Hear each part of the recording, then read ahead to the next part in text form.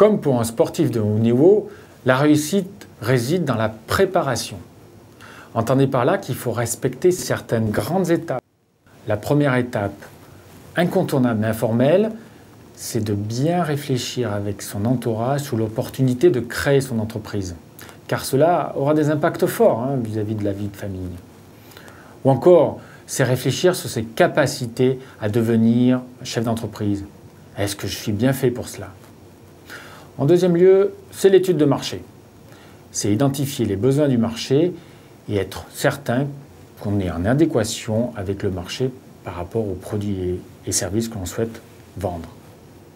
En troisième point, c'est le montage juridique et financier. C'est là qu'on fera le choix entre différents statuts, par exemple travailleur non salarié ou gérant minoritaire salarié d'une société. Ces choix auront des impacts forts sur le montage financier. Le montage financier doit comporter 3 éléments. Premier élément, le compte de résultat prévisionnel. Deuxième élément, le bilan actif-passif. Troisième élément, le plan de trésorerie prévisionnel. Revenons sur le premier élément, le compte de résultat prévisionnel. Le compte de résultat prévisionnel est la projection de l'activité sur la première année de l'entreprise. Véritable enregistrement vidéo de l'activité, il doit s'accompagner d'une photo du patrimoine de l'entreprise qu'on en appelle bilan actif-passif.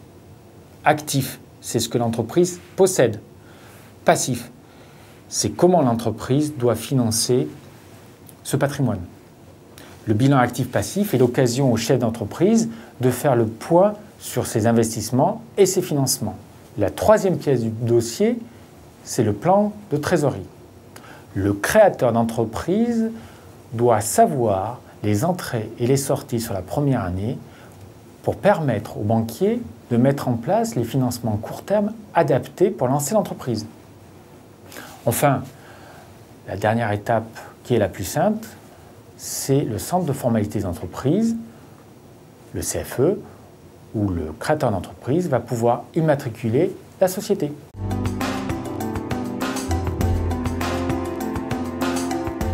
Absolument. Il doit s'appuyer sur les différents réseaux d'accompagnement et d'aide à la création d'entreprise. Ces réseaux sont nombreux, mais ils sont incontournables pour réussir son projet de création d'entreprise. Citons par exemple les chambres de commerce-industrie ou les chambres de métiers.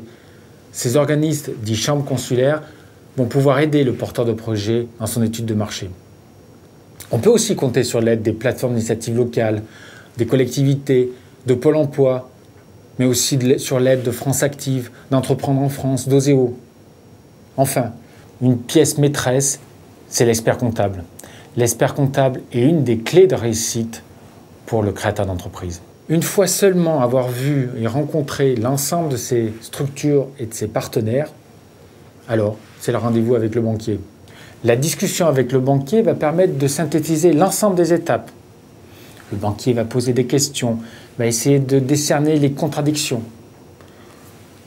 Le banquier, une fois convaincu que l'ensemble des étapes sont bien respectées et que le projet est viable, il mettra alors en place les financements moyen long terme et court terme adaptés qui permettront de lancer l'entreprise.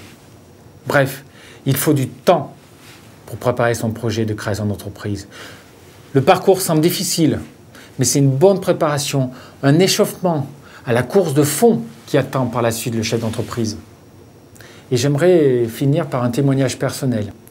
J'ai créé la société CNET 15 et cela a été une expérience très riche humainement. Et je souhaite vraiment à tous de vivre l'aventure follement passionnante de la création d'entreprise.